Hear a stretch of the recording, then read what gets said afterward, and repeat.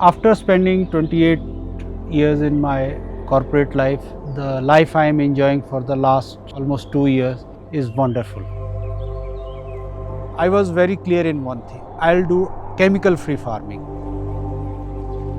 For me, this is what peace looks like.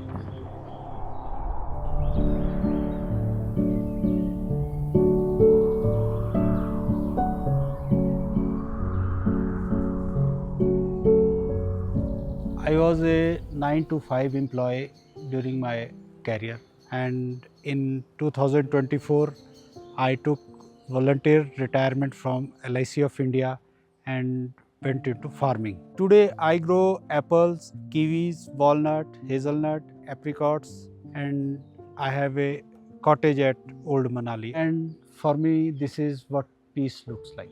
I basically belong to a place known as Togi near Dalash. It is very near to Shimla, but it comes in Kullu district. And during my childhood, my parents with no formal education, and they were both agriculturists. My father was very much interested in our studies. Being from very humble background, still he managed to send three of us to very good schools. After doing my 12th from Sainik Schools, Janpur Tira, I did my graduation in medical stream from Shimla only. I did my MBA in 1995, and I went to Delhi and did marketing jobs for 2 years. Then after Delhi, I shifted to Chandigarh. I again did 1 year job in Chandigarh, again with a multinational company. But city life was not attracting me. In 1998, I got an opportunity to work with LIC of India in Himachal Pradesh only. And I served LIC of India for 25 years and then took retirement. I never opted for a promotion because I had to look after my family also. On my promotion, I would have been posted anywhere in India, and throughout life I would have been roaming all around. I was never fascinated by city life. So I've never opted for option. The targets and this job never fascinated me in the last few years of my career. So I was thinking, planning what to do next. Thought what are my strengths and what are my weaknesses. Then two things I realized. One, my strength was I had ample land where I can do agriculture. Then second was, since I was MBA, the entrepreneurial skills. That was the best thing I can do, and I can excel in this field. So before retirement, I built this cottage at Manali for this commercial venture. Then after my retirement, then I planned for this agriculture. Main reason behind it was the apple farming in our area was going down. Economically wise, the rate of return was going down because the input costs were increasing day by day, and the soil quality was going very down. So for almost 6 months, I sat down, studied search papers and various crops, and whatever crop I thought suitable for my location, I started doing that. I started with kiwis. The main problem our area was facing was monkey menace and the other animals, those graze on these. So kiwi is one thing which no animal eats it. The maintenance cost is quite low, but initial input is quite high. Then the second thing I was interested was walnut. Not traditional walnut, but the hybrid varieties which are coming up in India. Walnut needs least maintenance and look after, and it is equally good as apple in economical way. Then another crop was European hazelnut, because the native hazelnut, it's a tree. It takes a lot of time for fruiting. The European hazelnut is basically a shrub. It can produce hazelnut within a year or two, and its height is also quite low. That's how I chose these type of varieties for my farming. As far as land is concerned, the ancestral land was very few. But since I and my brother both were employees working good, most of our investments during our employment went into lands. It's around 5 acres. That's how we acquired land. Till I was working, I never knew even ABC of farming because I left the village at an early age. I went back to my village around after retirement, that was around 45 years. So I was having almost no knowledge of farming. I knew the problems what we were facing because we already had orchards. So I wanted to solve those problems. The first thing was I had to level all the land because in the hilly region it is terrace farming and it requires leveling. I did the leveling. The second part was, the most important was irrigation. For irrigation, the traditional way was, as the government is promoting schemes, building tanks for this irrigation. But there is a problem with that. One thing is it is open from the top. It is risky. Number two, a sudden slip of land can put it of no use. So I acquired a steel tank online. The next thing was, since water is a very scarce in that area, so I opted for drip irrigation. My farming project cost me an investment of around 25 lakh, and I sourced it from my retirement fund. The conviction behind my idea. Basically, I researched for almost 6 months, took notes. I studied basically many types of farming I could do. And the plant variety I chose them very carefully. I used to study through YouTube channel, take notes, then find out the guys who are best in the field, who supply the nursery, plus the technical knowledge.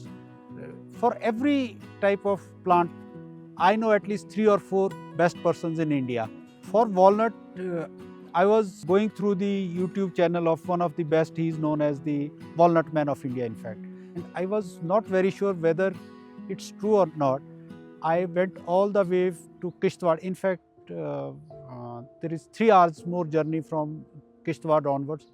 So I went to his house, stayed with him. I went to his nurseries, his orchards, and I studied. I was very clear in one thing. I'll do chemical-free farming. I procured 2 pahadi cows for the cow dung, and then last year I started doing it with Jeevamrit, etc., to do a natural farming way.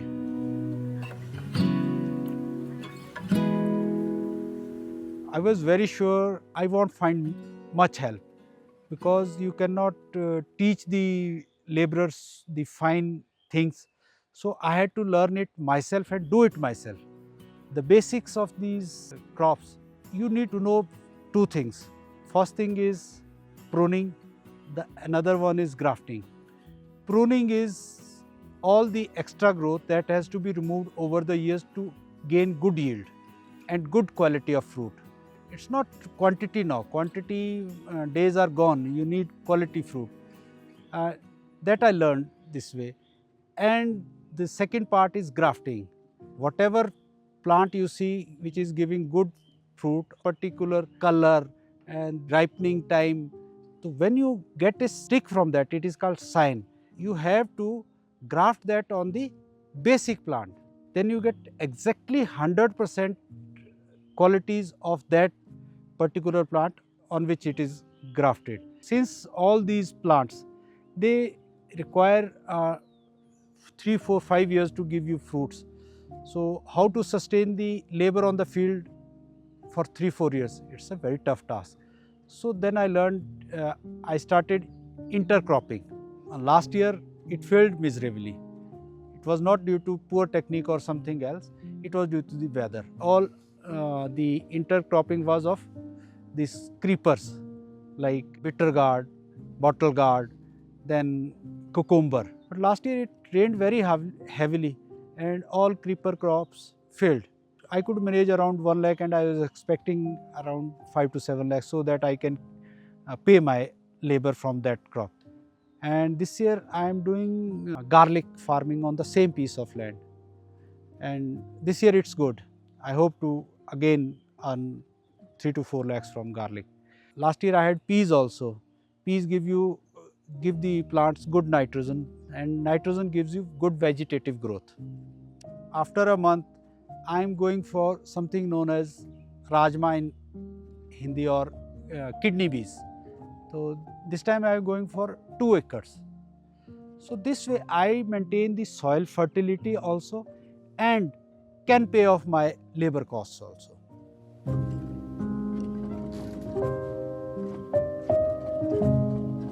The idea of cottage, it was all of a sudden. Basically, I could afford to buy land, but to build a house, then I'll have to procure some loan. So then I thought, why not use it in some commercial way? So that's how the idea of this thing cottage came. Basically, I wanted it for a retirement solution, that after my retirement I should stay here and enjoy my life. During my corporate days, most of the investments was in land, PF, and insurance policies with the LIC. At the end of my career, I got a amount of around 80 lakhs, out of which I invested around 25 lakhs on my orchard. Uh, 35 lakhs I had the outstanding loan for my cottage, that I got it cleared off. Around 10 lakhs I paid for my daughter's education. At present, my passive income is from cottage and this agriculture. Cottage, since it's a seasonal business, winter is very short, it's around 1 month, and summers it is 2.5 or 3 months. On an average, it gives me around 10 lakhs per annum. And as far as this orchard is concerned, apples give me around 3 to 4 lakhs at present. The intercropping, it also gives me around 2 to 3 lakhs per annum. Most of the plants grafted plants start giving you returns from the third year. A typical kiwi plant can give you around 12 to 15,000 per annum from a single plant, a 5-year plant or a 7-year plant. Walnut, if you have a good variety walnut, it can give you around 15,000. But on an average, I consider 10,000 per plant per annum is the minimum you can earn after 5 years. You start getting returns from the third year, but after the 5th year, you get good returns, and 7th year onwards, it all depends. It can grow if you nurture them well, otherwise it may stagnate. In farming, you need to have lot of patience. I tell you the example, the biggest failure. Now, when I got the land leveled for all the walls that I got erected so that it's a plain surface last year, there was lots of rains. All my walls were broken, they all fell, and many plants, they were under the rubble. It's all God's will, lots of rains.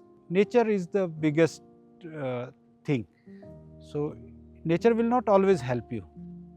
It will test you, try and test you.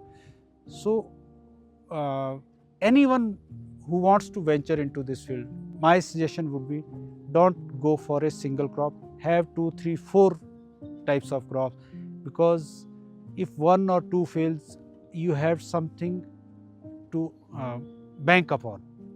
After spending 28 years in my corporate life, the life I am enjoying for the last almost 2 years is wonderful.